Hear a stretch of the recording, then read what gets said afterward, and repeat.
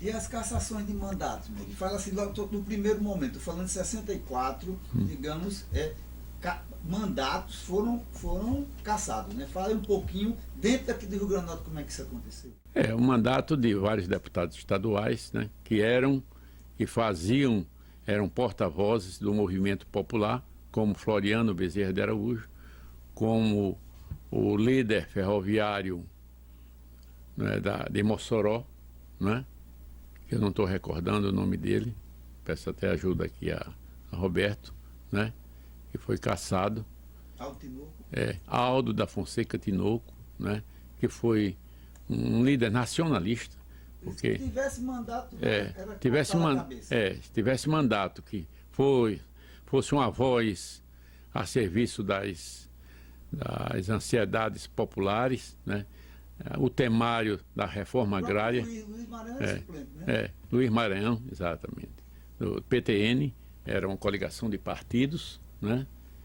Imediata, até porque Luiz Maranhão tinha uma antecedência de luta e uma história de luta desde 35, que era muito jovem, depois desde 52, e variadas prisões por ser muito perseguido, por ter sido um homem de uma estatura moral e uma estatura política, de uma imponência que é imorredora na memória política e história.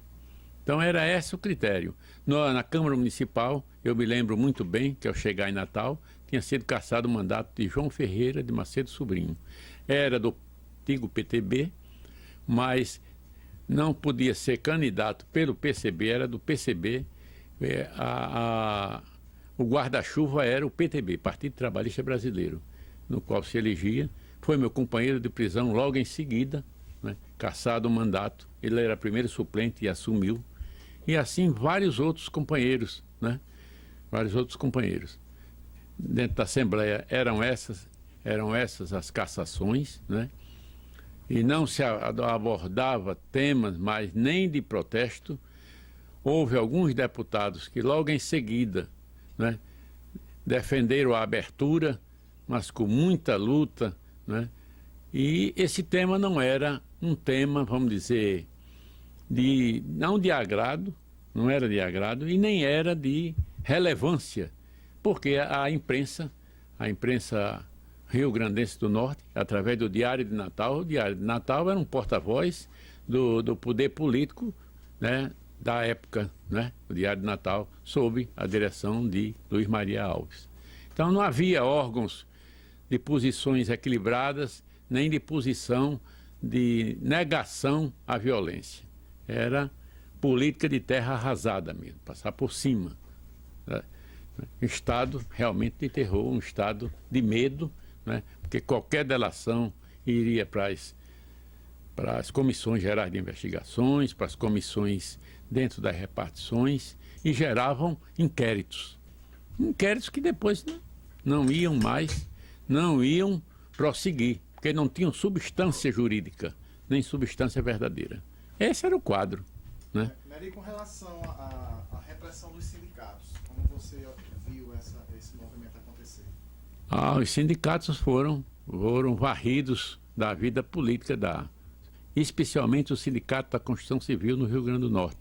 Os sindicatos mais ativos, mais combatentes, né, eram realmente... se transformou em nomear naquela época, vamos dizer, interventores do golpe. Pessoas que, no caso do Sindicato dos Trabalhadores na indústria do sal, dos trabalhadores no sal, que era o sindicato mais poderoso da área de Macau, que era presidido por Floriano Bezerra de Araújo. Foram designados, a partir daí, os interventores, que eram pessoas que iam administrar com mão de ferro e também com falta de critério diante do poder econômico que Floriano deixou nesses sindicatos e os dirigentes sindicais na época. Foi uma devastação, né, em toda a área sindical. E muita gente presa. Preso por simples delação, né, por simples informação, baseado não só em mentiras, como em raivas pessoais em antagonismos pessoais, em invejas pessoais, e não em fatos realmente consistentes e verdadeiros. É esse o quadro que eu vi. Os sindicatos rurais e as ligas camponesas, como elas ficaram? Bom, ficaram vamos dizer, na fuga. Desapareceram, os líderes desapareceram. Alguns assassinados, na Paraíba houve muito isso, quando eu passei no 14RI, lá no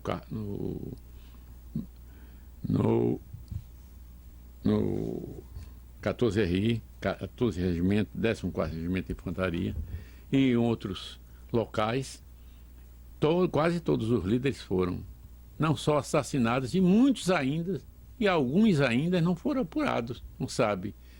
Saíram de casa, levados pelas autoridades, porque não havia a legalidade do habeas corpus, não havia a legalidade de dizer o destino para onde foram, então não funcionava o poder legal, era o poder da força, o poder do latifúndio, quem mandava e quem foi agente de toda essa luta política. Então foi uma situação muito difícil, aqui quase todos fugiram, né? Eu tive que me ausentar muito tempo do Rio Grande do Norte, né? Andei por todo o Nordeste e só fui preso em setembro de 65, quer dizer, após o golpe, após um ano mais ou menos após o golpe. Mas o estado de terror permanecia e ao ser preso, né, eu reencontrei vários companheiros e vem a história que quase todos sabem, está aí nos documentos, né? Aos 22 anos, ou quase 22 anos, eu fui preso, né, na casa de detenção do Recife, e passei por vários quartéis, vários locais de repressão.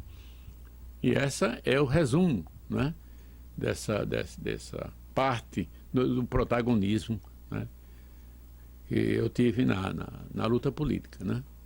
E a repressão na prefeitura de Natal, ele foi muito em cima dessas questões de educação popular e de pé no chão também, né? A questão da conscientização, né? Fundamentalmente sobre isso.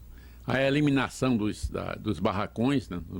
Dos acampamentos de pé no chão, daquele programa de educação que foi um exemplo para toda a América Latina e um exemplo que gerou depois Paulo Freire e mais outros, né? A campanha de alfabetização, e um exemplo mundial praticamente, histórico, mas para Natal foi a eliminação de todo esse processo de educação popular. Todos os seus dirigentes perseguidos, né? Todos os seus estudantes, a campanha de pé no chão, os técnicos, os estudantes que muito colaboraram, todos foram perseguidos. Quer dizer, foi um corte violento, um corte da atividade da campanha de pé no chão, porque era, vamos dizer, o organismo que representava uma administração voltada para a educação popular e voltada para um projeto de cidadania popular e de liberdade popular. Por exemplo, para ilustrar, o calçamento de Natal se fazia com um processo. A campanha de calçamento, a prefeitura dá a pedra e o proprietário a mão de obra. A prefeitura fornecia pedra e o proprietário de todas as ruas dava a mão de obra, a sua mão de obra. Era uma parceria. E ao terminar, Djalma Maranhão percorria toda Natal para fazer a prestação de contas, né, nas casas, nas ruas que foram pavimentadas. Isso é um exemplo inusitado e um exemplo que ficou para a história de como se faz uma administração voltada para os interesses populares. Era esse o grande pecado, era essa o grande crime que diziam Djalma. Djalma submeteu a vários inquéritos, esses inquéritos foram dirigidos pelas autoridades militares e nada foi apurado, porque não havia desonestidade no erário público. Havia sim prestação de contas totalmente concluídas e uma administração que nada fez de anormal ou de afronta ao erário público. Muita perseguição e demissão, né? De gente assim mesmo. A gente falou até agora no início, né?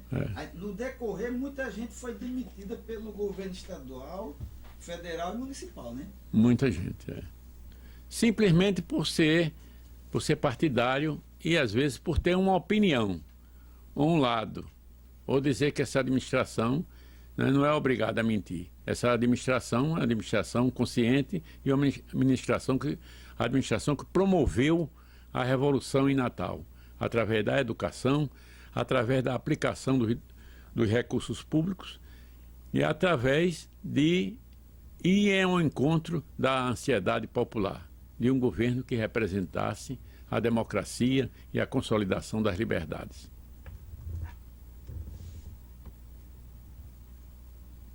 Na universidade, que notícia você tem desse movimento de repressão? A universidade, eu não, ao votar em Natal, não presenciei, mas tem documentos que conta isso, né?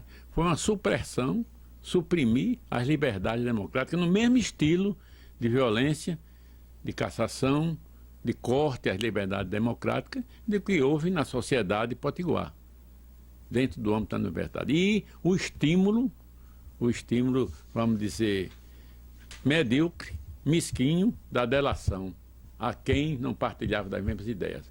Porque nós sabemos que a universidade é o centro de efervescência das opiniões, é o centro de cultura, de discutir as coisas. A universidade não é para dizer amém às coisas e nem ser amordaçada. Mas no pensamento, após o golpe, as perseguições foram baseadas nisso, na divergência e na diferença das opiniões. Diferente do Estado de hoje, em pleno governo progressista, que você pode ter as suas opiniões e discutir as opiniões. E onde é o fórum de discutir as opiniões? As universidades, os sindicatos, as organizações sociais. As redes sociais hoje que discutem abertamente as suas opiniões e o debate público.